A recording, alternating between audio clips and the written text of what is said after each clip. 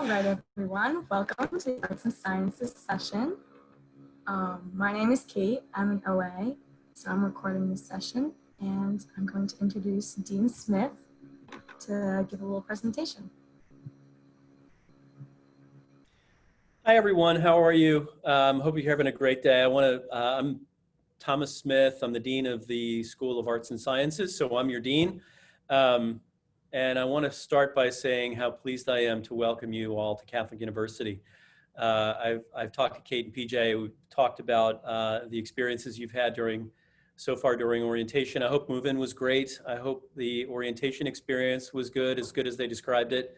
It might help to put on speaker view, just so that there's not sort of boxes filling up your screen, but whatever you want.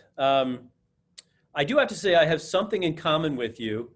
I'm new here, so I started in July. I got my master's at Catholic back in the last millennium, and I'm back at Catholic University. And the other thing that I have in common with you is that I'm the only dean to have stayed in a dorm. I stayed in Millennial Village for a couple weeks back when my house wasn't sold up home, and I needed a place to stay down here as I started the job. There was nobody in the dorm, obviously, but so I've lived your life, or at least a little slice of it.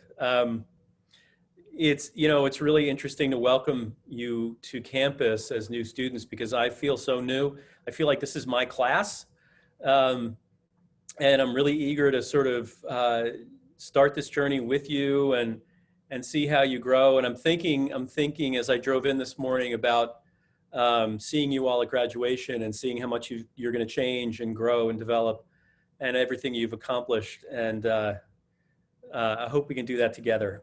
I'm just going to talk briefly about three things. I'm going to talk about college during COVID, because I think that's sort of the big story. I'm going to talk about what kind of place you're joining. And then I want to talk about what we need from you in terms of your help to get through this semester in a positive way, in a successful way. So I'll talk about those three things. So first, college during COVID. Before I came to Catholic, I was the honors director at Villanova for about 10 years. And welcoming freshmen was always one of my favorite things to do. It was just so much energy, vibrancy around that event. It was just so exciting to see a new class come in. And I kind of knew how to do that after doing it for 10 times. I have to say, I don't know how to do this. I've never obviously welcomed a class during COVID. And so I'm just going to kind of talk through some things that I was thinking in this week as I saw you guys move in and start getting used to the place. Maybe this is an opportunity. I know this isn't exactly what you expected, but maybe there's an opportunity lurking around here. And I'll talk about that opportunity this way. I've known a lot of students in my 30 years in higher education, getting to know students and teaching students, helping students grow and succeed has really been at the heart of my professional life. And my sense of students' high school experience right now is that I call it a marathon. It's a really long, really hard race. There feels like there's a lot of competition, but there's a clear finish line, right? Getting into a good school, and you guys all succeeded at doing that. But the other way it's like a marathon is that in a marathon, I've never run one myself, but I understand that in a marathon, there's a line when you look down at the starting line, there's a line at your feet. Right? So you just sort of follow that line, and 20 some odd miles later, you're at the finish line. And so the course is pretty set out. I feel like high school's like that too, right? You come into high school, you worry about your GPA, you get your activities down, you do SAT tutoring, you do all the sports that you need to do, you visit colleges, right? There's a whole itinerary that's laid out for you. There's that very clear marathon line, right? And what happens sometimes when students arrive at college at their finish line, they look for the next marathon because they were successful in high school getting through that marathon, right? And so they're like, okay, I'm ready for the next marathon because that's what I'm good at. And then it turns out college isn't like a marathon at all, right? It's much more like a supermarket where there's a lot of different things to choose from, and you're not exactly sure what you want to make for dinner. And there's really nobody sort of guiding you through what the healthy choices are, right? And a lot of the students that I know sort of double down on the marathon thing when they get to college, and then they're kind of frustrated that college doesn't sort of give itself over to that experience that they had in high school. It could be that COVID is an opportunity to reset that, right? Life, it turns out, doesn't have a marathon line, right? I think one of the things that this generation is going to be really clear about as you mature and grow into your, through your college and into your 20s is that there's a lot of uncertainty in life. There's a lot of riskiness in life, right? And the challenge, it's always been that way. We're feeling this really in an acute way right now. But the challenge in that risk and uncertainty is always to develop the virtues that allow you to work through it. Things that always work: courage, resilience, compassion, wisdom, maturity. And finding, not settling to run somebody else's race, right? The way maybe you ran in high school, the race that was given to you, or the race you felt like you had to run. But your path, your race, that's the challenge in college now, is to move through this time of uncertainty and risk and find the path that's going to work for you. There's going to be a lot of things different for you than they were for me when I was in college a long time ago. But certain things are going to be really the same. And these are the most important things that I want you to keep at the center of your time here. A focus on learning, a focus on seeking, a focus on growing in friendship. College is the time when you make good choices about friends. Surround yourself with good people, positive people. I'm sure you know those things. And then really discovering who you are and what you're meant to do in life. Put those things at the center: learning, growing in friendship, and self-discovery.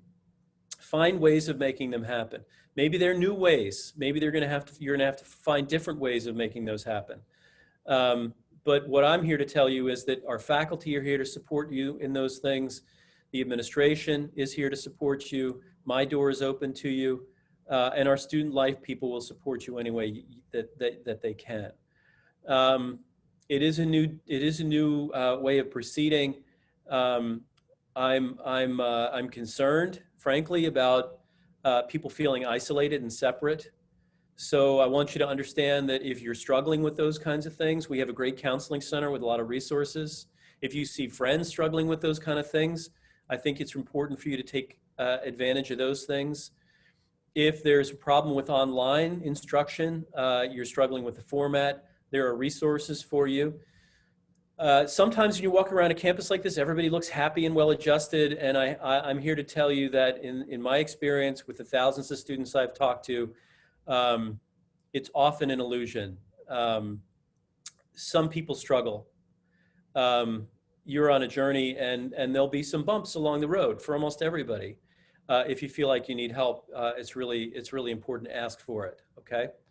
And now I just want to say a couple things about what kind of community you're joining at CUA.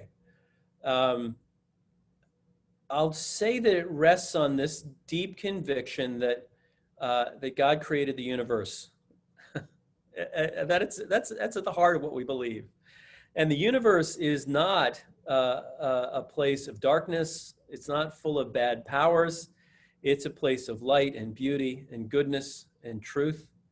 The universe was made to be our home, and we should want to explore our home every way we can possibly explore it: through science, through poetry, through music, through art and politics and history. This is your chance to explore this really great adventure known as the universe. Explore it, the world, every way you can, in whatever way interests you. Learn how to get to know the world. It's a time to learn and seek. So do that. And don't be afraid of where your seeking takes you, right? Because it's not the marathon anymore. It's your path, right? And I also want to say that one of the things that Catholic stands for is the belief that you were also created by a God that loves you. and he made you irreducibly unique. Every single one of you. I'm looking at all these different faces because I don't have the speaker view.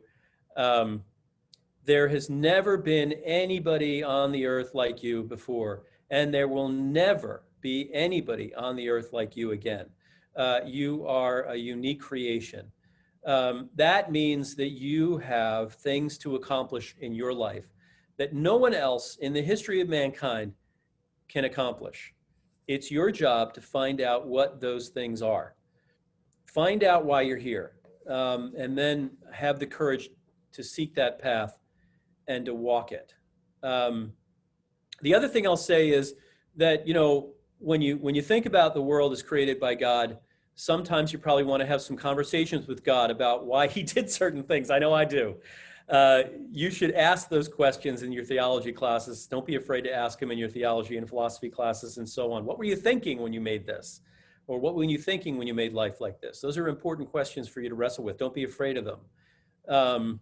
It actually strengthens faith when you ask those questions. But one thing that I do know is that God apparently likes to create a lot of different kinds of people. All you have to do is look around at the world and you see that. It doesn't matter where you came from. It doesn't matter what you believe. It doesn't matter what party you belong to. It doesn't matter what your race is. It doesn't matter what your religion is. Each one of you has infinite value and importance and dignity. We expect you to reflect that in your behavior, and we expect you to recognize that in each other. Respect the differences that are manifest around you. One of the nice things about what's happening in the country now, despite our divisions, is I think we're starting to recognize in a deeper way how different everybody is and how compelling those differences can be. These are not things we have to be afraid of. If we want to be seekers, we have to learn from those differences, right? So pay attention to them, learn from them, speak freely. Don't be afraid to speak your mind, and don't be afraid to listen to other perspectives, right? And always remember that no matter what differences are in play, you're also part of the same family. You also have some deep commonalities, and don't let the differences blind you to those commonalities. Work to find those places where you can intersect and connect. The last thing I'll say is, we're all engaged in this hard work, this difficult experiment of trying to start a college semester in the middle of a global pandemic. I don't think this has been attempted since 1968 during the last global pandemic, and I was too young to know what happened then. So this is all new to us. What I will say is that a lot of the success of this hard work depends on you. We're not going to be successful in keeping this place open unless you are mature and responsible in how you conduct yourself. We just need your help. Stay safe, practice social distancing, wear masks, don't be a super spreader. You saw the parties at Notre Dame and so on.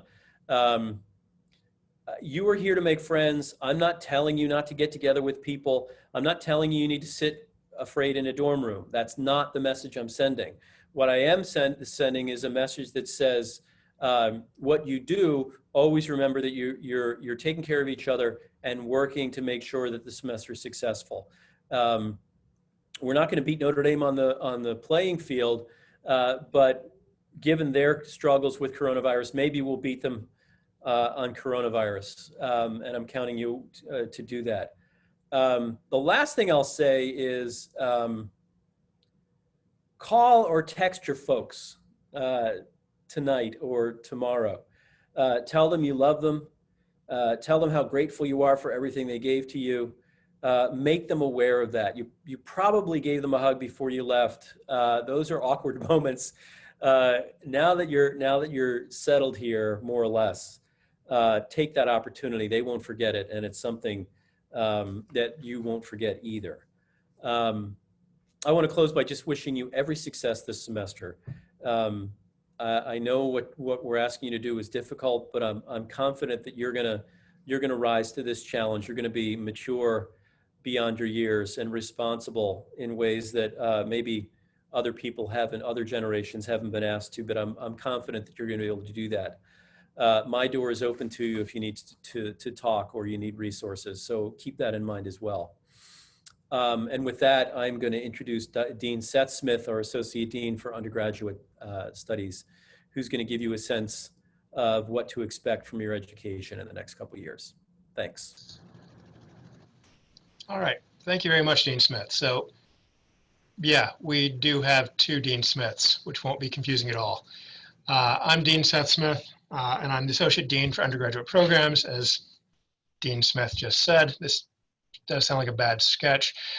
What I'd like to do, actually, and I've got a PowerPoint presentation that I want to share with you all just so you have this information. Let me share that now with you.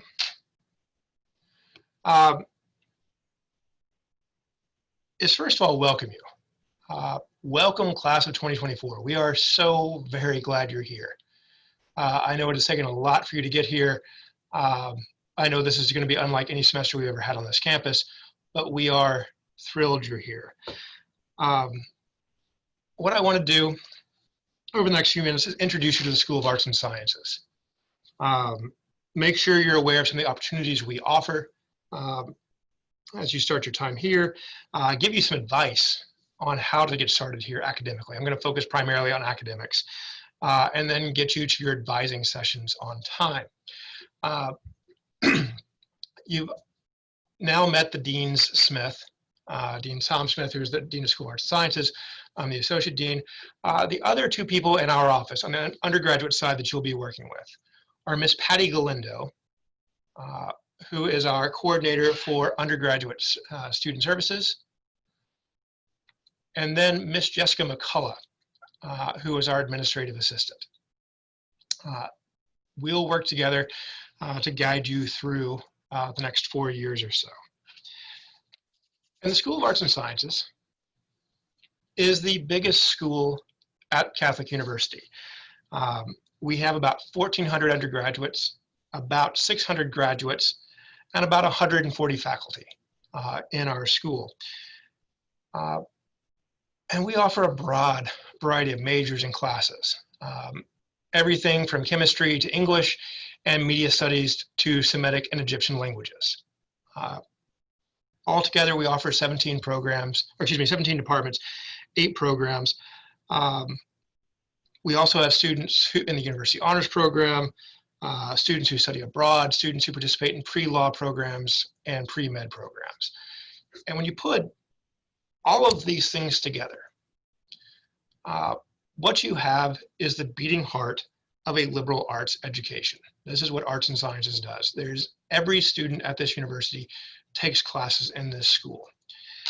And if you want to combine all of those things in a way that's maybe manageable, is they fall into certain categories. They fall into the humanities, they fall into social sciences, natural sciences, and math. And all of you, regardless of major, whether you're politics or psychology or biology or history or media studies or whatever, modern languages, you're going to take courses in all of these disciplines listed here, all 4 of these areas. And we don't do this simply to check boxes. And we don't do this because somehow if you magically take these classes, you'll become well-rounded somehow. We do this because we know for a fact that all of these disciplines reinforce and benefit from each other. You're better at all of them when you study all of them. And to this end, I'm very excited to tell you a little bit about our undergraduate curriculum, what you're going to be studying over the next 4 years or so. And the curriculum is designed to integrate all of your courses and answer enduring questions that the Catholic intellectual tradition tells us are important to all people in all times and all places. No matter who you are, no matter what you believe, these things are important. And they're questions like, what does it mean to be a human being? What does it mean to be free? What's the individual's role in society? These 3 questions in particular are awfully important at this very moment. The questions of freedom and the individual's obligation in society or individual's role in society. These are questions that we see debated every single day. If you take the first question, the question of what it means to be a human, well, if I ask a biologist, they'll give me an answer, and it will be about flesh and blood and anatomy and physiology. But if I ask a philosopher, I'm going to get a different answer. And if I ask an artist, I'm going to get a different answer. And if I ask a political scientist, I'm going to get a different answer. And the thing is, all those answers are true. All those answers can be correct. But when you put them all together, all of these disciplines work together to help us find order and beauty and truth in the human experience. And if you get good at it, they're going to help you find a job too. I promise jobs will work out, jobs will come at this too. We're not all high-minded. What I hope is that this sounds pretty good to you. I hope this sounds appealing, but it may be a little idealistic at the moment, maybe a little abstract. So I don't want to go too far in the weeds here, but I do want to give you a sense of what you're going to be doing over the next 4 years, how this works out during your time at Catholic. All of you are going to take approximately 40 classes while you're here, which works out to basically 5 a semester. You may have a few more depending on lab requirements. And we divide those 40 courses into 4 groups. Your major, the liberal arts curriculum, your focus area, and then your free electives. For your major, for those of you who are in the humanities, those of you who are in the social sciences, which would include politics, social science, or excuse me, sociology, anthropology, or math, you're going to have around 12 classes in your major. And again, that's only 12 out of 40. So that's about a quarter, a little over a quarter of your classes in your major, which leaves you time to study a lot of other really interesting things. If you're in the natural sciences, the number of courses you're going to have are going to be about double. But still, that leaves you with about half your courses that are not in your major. So what we do is give you a true liberal arts education with those other classes. An important part of this is a liberal arts curriculum. That's something you probably heard about with the advisor who's been working with you this summer to help you choose classes.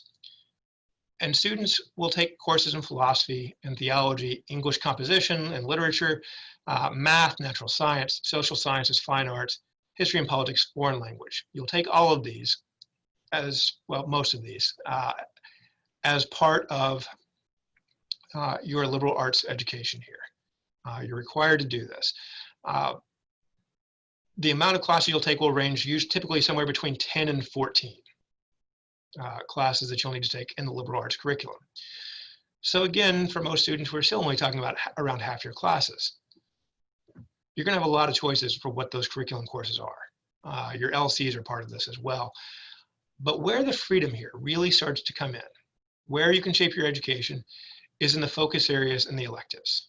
All students, with the exception of our professional degrees, and actually basically this means in arts and sciences, everybody except for some of our education majors and our nursing exploratory majors will have a focus area, which allows you to do a more in-depth study in a particular field. And you can do this either by studying an enduring question, one of the enduring questions I just mentioned.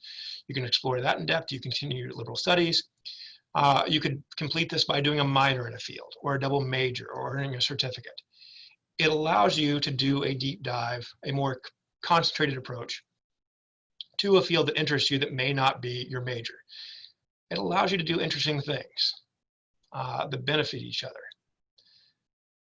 And then finally, you have electives. And what I like about this curriculum we have now, this is actually you all are the third class to enter up with this curriculum, is you have a lot more freedom than students used to have under old curriculum. You have more electives that are truly for you to figure out, working with faculty and advisors, figure out what you want to do with them, how you want to use your education. I hope you'll use them in a better way than I don't want class before noon on Fridays. There are lots of useful ways to use this. And so when you combine all these things, you combine your major courses and the liberal arts curriculum and the focus area and the electives, that's a liberal arts education. That allows you to go broad, but it also allows you to go deep. You're going to be able to consider big questions from a lot of different perspectives. And this is going to provide you with the skills you need to go out in the world. It is also all right if you didn't catch every single word of that. I know that this is your second day of orientation. I know you're being given information through a fire hose right now. It's okay if you don't retain single thing we say to you. And so this is difficult to keep track of because you've got orientation or settling into your dorm, whatever. The good news is you've got lots of people who are going to help you out with this. The advisors in the Center for Academic and Career Success, your major advisor, our office, we can all help you figure out what path you need here. And before I go, again, too far into the weeds, I do want to pull out and talk about the big picture here, what we try to do at Catholic University, because certainly we give you a liberal arts education, but we are also an authentically global Catholic research university. We pull from the best of tradition, as Dean Smith mentioned, but we're constantly looking forward. Our faculty are outstanding, and they conduct fascinating research. And during your time here, you should absolutely take advantage of this. Go talk to your professors about what they work on. And I know that's hard this semester. I know, when you're not going to be able to see all your professors in person.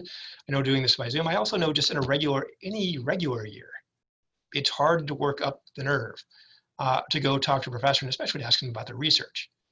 But let me assure you of one thing. There is no professor alive that doesn't secretly love to talk about their research. I can do a solid 2 hours on the history of the Catholic Church in the South. My 7-year-old and 5-year-old can't get enough of it. They listen to it all the time. They really don't. It's all right. By all means, ask your professors. They want to talk to you about this. And once you've talked to them about this, if it interests you, what they're doing interests you, ask how you can get involved. It's never too early to start getting involved. Even as undergraduates, there are going to be opportunities for research here for you. We have Research Day in the spring at which our faculty and our grad students and our undergraduates present their research. Undergraduates actually make up the biggest portion of participants in Research Day. There are conferences for undergraduates. This is a great thing for you to talk to your faculty and your major advisors can help you with. If I'm being blunt, besides just the creation of knowledge, the ability to enrich your education, the research frankly looks awfully good on a CV or a resume when you graduate as well. It's the kind of thing that sets you apart. What you can do here is become part of discovery and the creation of knowledge. And to that end, just some advice here. What I want to do is maybe, to use Dean Smith's grocery store metaphor, maybe let me give you a little bit of a shopping list here to help you as you walk down the aisles. I encourage you to explore and discover and combine things, because you have all the opportunity in your 4 years here to shape your education to your interests, to challenge yourself and prepare yourself for the job market. One way you can do this is with your selection of majors and minors. I want to give you a concrete example of this. A student I've been working with for the last 3 years, he just graduated in May, fantastic student. He was a politics major, but he also minored in computer science. He earned a certificate in intelligence studies. He studied Arabic at a high level. He got a pretty good job when he got out of here. He did all of this while earning good grades. If you are intentional about these things, you can combine a lot of different disciplines, a lot of different programs to shape the kind of job and the kind of education you want. There's also time to explore. I know we have exploratory nursing students in here. We have exploratory students who haven't settled in their final major. That's fine. We have time for you to do this. You have time to do this, and we're going to work with you to find the major that makes sense for you, to guide you in that direction. We have interdisciplinary certificates programs and minors. I'll actually talk more about those in just a second. What I actually want to focus on for a moment, though, are 3 things. And honestly, they are 3 things that are kind of on hold this semester. And and that's hard. But they're not going to be on hold forever. We are going to get back to a normal point at some point, and you're going to be able to do these things. And I cannot recommend them enough. One is using Washington, D.C. As a classroom. This is an amazing city. It is one of the absolute best cities on earth, no matter what New York will tell you. DC is a wonderful place. I love DC. I've been here for 15 years. As a professor of American history, there's no place in the country I'd rather teach. For example, the class I'm teaching this semester, Interwar America, between World War I and World War II. Typically, I could either have students sit in a classroom with me and I could lecture to them about the Jazz Age, or I could take them to a speakeasy that was built in the 1920s and have them actually listen to a jazz set and see what it was like to be in a jazz club in the 1920s. I can take them to a town that was built entirely by the New Deal. These are things that I can take advantage of the National Archives. I can do all of these things. We're going to be able to do those things again. This semester isn't going to work out that way, but it's still going to happen. And you're going to have that opportunity. Take advantage of the city when you can. Tied to that are the internships. And again, the internships are a little bit on hold at the moment. But I think about the internships available in the city. And I can tell you, just the students that I've worked with over the last 5 years. I've had students who worked at the Smithsonian, the Library of Congress, the National Archives, Ford's Theater, at the National Institute of Health, NASA, the FBI, the USCCB, the Washington Nationals, DC United, Washington Spirit, and the Mystics, White House under both administrations, more congressmen and senators on the Hill, and more law firms than I can keep track of. That's what our students go do, and you all are going to be able to do that too. It may not happen at this moment, but it's going to happen for you. Take advantage of the city, take advantage of the internships, take advantage of the educational opportunities that are available to you off this campus, which also leads us to our Education Abroad program. That's going to take a little while before you're ready for that. But go see the other cultures, go see the other countries. This is a worthwhile thing. We have a very broad program. The other opportunity that I wanted you to be sure about when we're thinking about combining things is there is an opportunity for our students to participate in our BA-MA program or BS-MS program, basically their accelerated master's degree, where you earn a bachelor's degree in 4 years and you earn a master's degree in 1 year. You actually start taking graduate classes during your junior year, and they count towards both your undergraduate degree and your graduate degree. And this option has become really popular over the last few years. I've seen the numbers increase every year I've been associate dean. If this is something you're thinking about, this is a great thing to start talking to your CACS advisor about, or your major advisor. You all can do these things. You all will have the chance to do these things. You all can do more than what I've talked about here. It's all open to you right now. We may have to wait for a second, but it's going to be there. I do want to talk about the interdisciplinary programs for just a second, because we offer a lot of these. In Asian studies, European studies, intelligence studies. I won't read the whole list for you, but I want to give you a couple examples of just how much these disciplines work together. If you take, for example, the Islamic World Studies program, you end up taking classes and potentially classes in anthropology, Arabic, history, philosophy, politics, Spanish, Semitics, and theology and religious studies. We combine a lot of different things to give you a real view of the Middle East, of the Islamic world, which certainly expands beyond the Middle East. And our students find this fascinating. If you talk about the sustainability minor, you potentially take classes in sociology and politics, physics, Spanish, education, chemistry, anthropology, TRS, nursing, and the School of Engineering. Again, you're going to have all the opportunity in the world to shape your education to your interests and to challenge yourself. You've got a lot of opportunities here. So you have all of these things. We're laying all this out, all this possibility is open to you.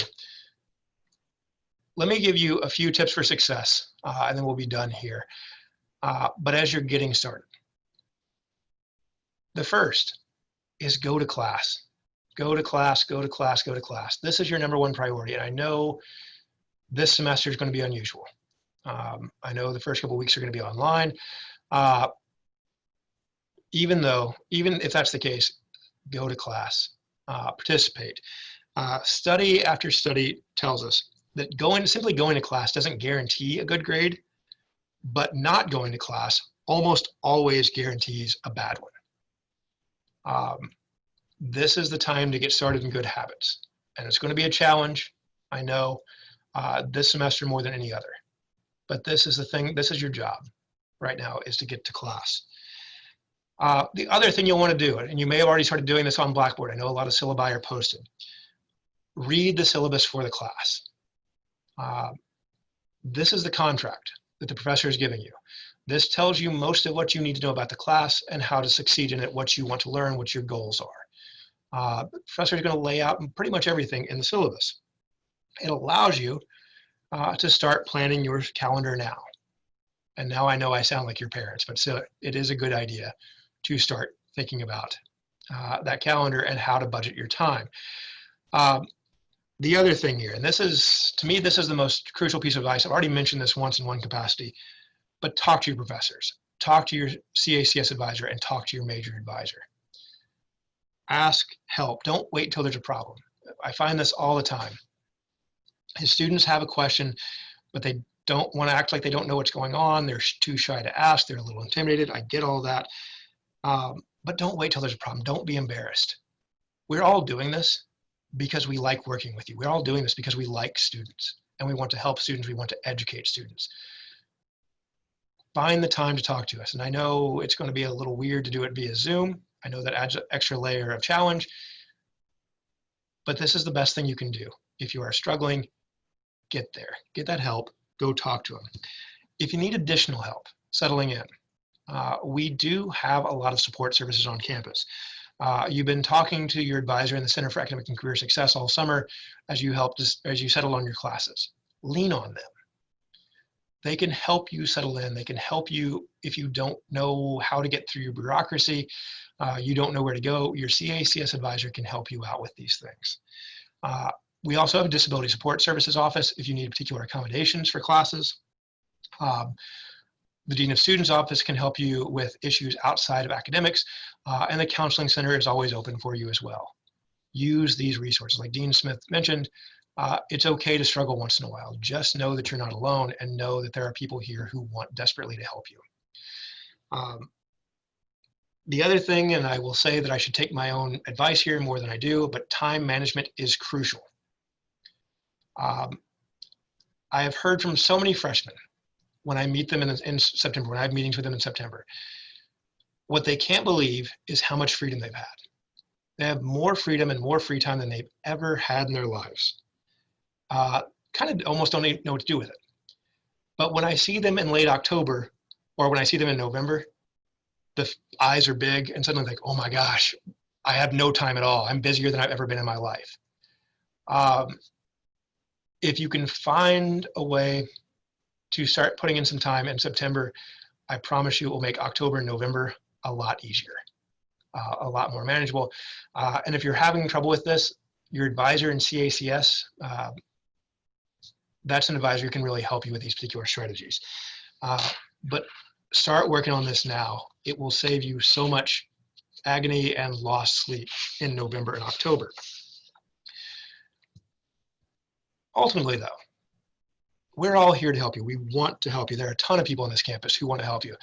Ultimately, you're in charge of your own learning. We want to help you, but we can't do it for you. So it's up to you to take this seriously. We want to, we will. Never be afraid to ask us questions. What I have learned in this particular job is not saying anything and hoping that everything will work out when there's a problem is almost a certain way to make sure it won't work out. Ask for help when you need help, and we will be there for you. One place where you can go find some help is the CUA website. It actually answers a lot of questions, especially the advising handbook, which is found on the School of Arts and Sciences website. There are an awful lot of academic questions that are answered in that handbook. The other thing I'd encourage you, especially at this moment when you're feeling a little isolated, is we can't do the big groups at the moment, but there are still going to be ways to get involved in campus. I would encourage you, as much as possible, find something on campus that interests you and get involved. It's building that connection that makes college worthwhile. It makes it more than just a collection of classes. Your time here will be much richer if you find something to do in addition to your academics. Find a way to be involved. All right, one last thing that I need to mention, and this is usually more interesting to parents than it is to students. This is usually actually the point where all the parents in the room sit up very straight and listen to me. But I do want to make sure you're aware of this, is the right to privacy that students have. Is as a result of the Family Educational Rights and Privacy Act of 1974. The university is very limited in the information that we can share with people outside the university about your time here. We can acknowledge that you are a student here, we can acknowledge that you're enrolled here, and we can acknowledge your major, and that's about it.